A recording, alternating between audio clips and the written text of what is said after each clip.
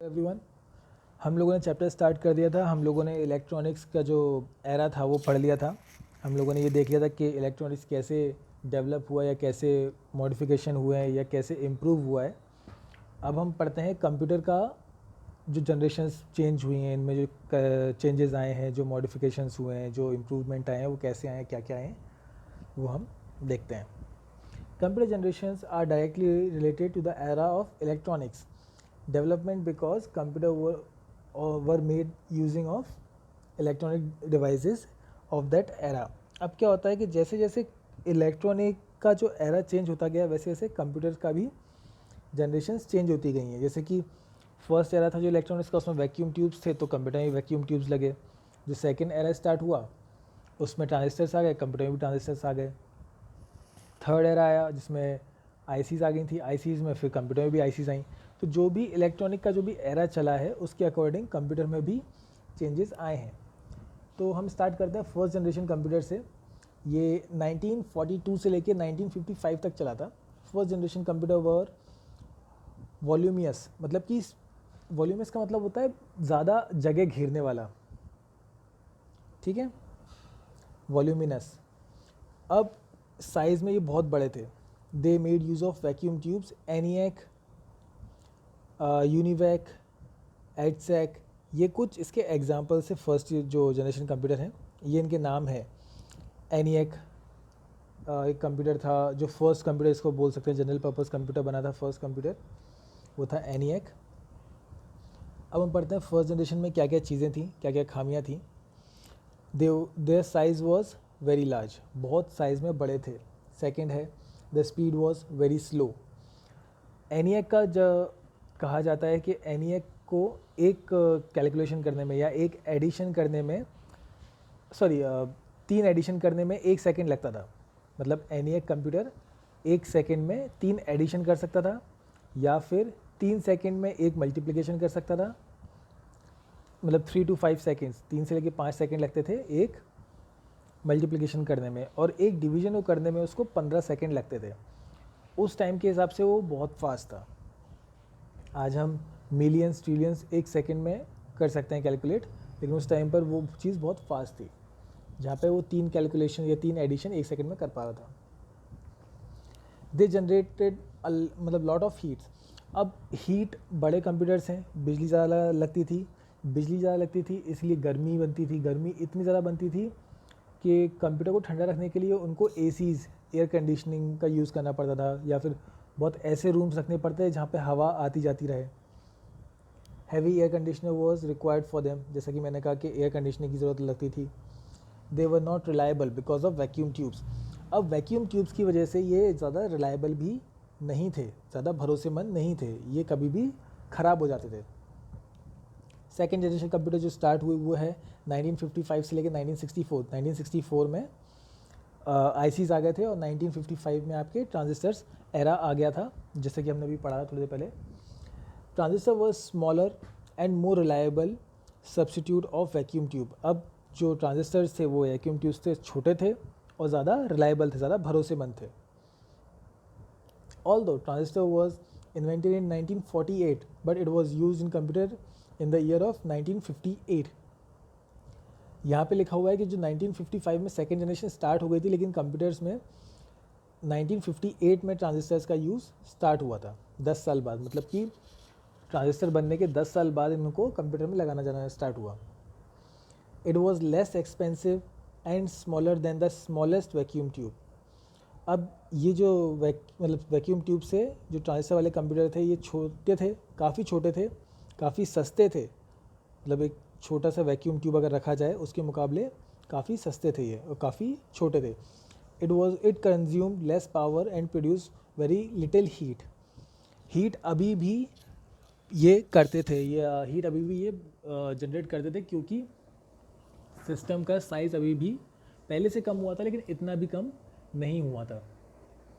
Some of the example of second generation computers are UNIVAC third, CDC 1400 series और Honeywell computer. ये computers के नाम हैं। जो यूनिवैक हमने फर्स्ट जनरेशन में भी पढ़ा था, लेकिन यूनिवैक का जो थर्ड मॉडल आया था वो सेकेंड जनरेशन में आया था। Following were the characteristics of second generation computer. अब जो कैरेक्टरिस्टिक्स पढ़ लेते हैं सेकेंड जनरेशन कंप्यूटर के। They were smaller than first generation से काफ़ी छोटे थे। They were faster than first generation, जो फर्स्ट जनरेशन उससे काफ़ी फास्ट थे। दे प्रोड्यूस लेस हीट, हमने पढ़ लिया कि ये पहले से लेस हीट जनरेट करते थे लेकिन पहले से काफ़ी कम करते थे। दे वर मोर रिलायबल, अब रिलायबल कैसे कि वैक्यूम ट्यूब्स कभी भी ख़राब हो जाते थे और उसके कंपैरिजन में अगर ट्रांजिस्टर्स देखे जाएँ तो वो ज़्यादा रिलायबल थे, ज़्यादा अच्छे से चलते थे। इसमें लर्न मोर में एक चीज़ रखिए, the second generation computer were the first computer that stored the instruction in their memory, मतलब कि पहले के जो फर्स्ट जनरेशन के कंप्यूटर थे उनमें कोई खुद की मेमोरी नहीं होती थी, आप उसमें डेटा स्टोर नहीं कर सकते थे। लेकिन सेकेंड जनरेशन के कंप्यूटर में आप डेटा स्टोर कर सकते थे। अब आते हैं हम थर्ड जनरेशन कंप्यूटर पे। As the time passed technology advanced there comes an era of small scale integration. यहाँ पे अब SSI स्मॉल स्केल इंटीग्रेशन आ चुकी थी थर्ड जनरेशन में, जो कि 1964 से लेकर 1975 तक चली थी।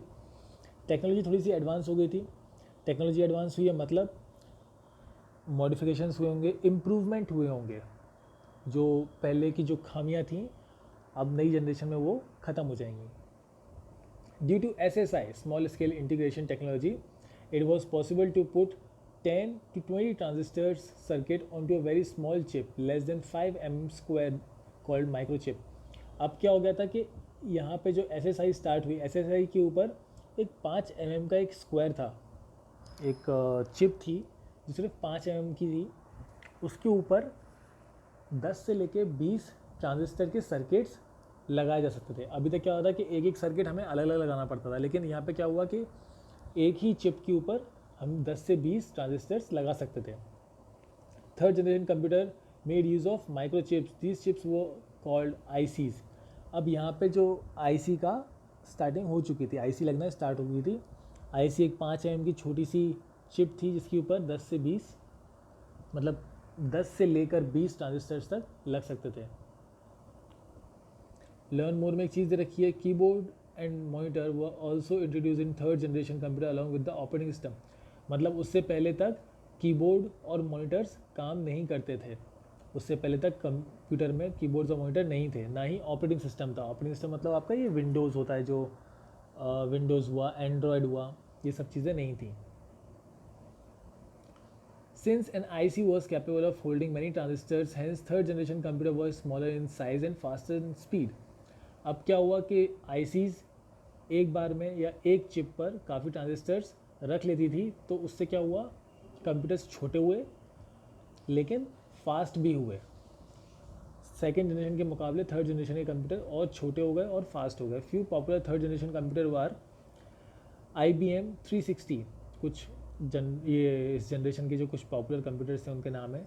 IBM एक्चुअली पहली कंपनी थी जिन्होंने जनरल पर्पस कंप्यूटर बनाए थे। एक कंप्यूटर आया था मार्क 1 करके। Mark 1 computer first general purpose computer था, जो हार्वर्ड यूनिवर्सिटी एक लड़का था जिसका नाम था हेवर्ड H. एकन। उन्होंने एक IBM में कंप्यूटर बनाया था जिसका नाम रखा था मार्क 1। तो थर्ड जनरेशन के जो कंप्यूटर थे वो IBM ने भी बनाए थे और उस टाइम में बहुत पॉपुलर थी वो कंपनी। ये 360 सीरीज़ बनाई, 370 सीरीज़ बनाई। यूनिवैक हम फर्स्ट पढ़ चुके थे फर्स्ट जनरेशन में। सेकंड जनरेशन में हमने पढ़ा था यूनिवैक थर्ड, और एक्चुअल यूनिवैक आया था या उसका जो एडवांस पार्ट था या एडवांस मॉडल था वो आया था थर्ड जनरेशन में। ये कुछ अभी भी इनमें से कुछ सिस्टम्स अभी भी काम करते हैं या अभी भी यूज़ में लिए जाते हैं। आज के लिए हम लोग थर्ड जनरेशन तक रुक जाते हैं, फिर नेक्स्ट वीडियो में हम लोग फोर्थ जनरेशन स्टार्ट करेंगे। फोर्थ जनरेशन के बाद हमारी फिफ्थ जनरेशन के बारे में ये उन्होंने जो लिखा है वो बताएंगे। फोर्थ जनरेशन कंप्यूटर आप एक बार पढ़ लीजिएगा ताकि आपको अभी जब वीडियो में आप देखें तो उसको समझने में आसानी हो। थर्ड जनरेशन कंप्यूटर तक आपको होप समझ में आ गया हो। अगर समझ में नहीं आया है तो आप उस चीज़ को नोट कर लें, इस वीडियो को बार बार देख लें ताकि आपको ईजीली ये चीज़ दिमाग में बैठ जाए। Thank you.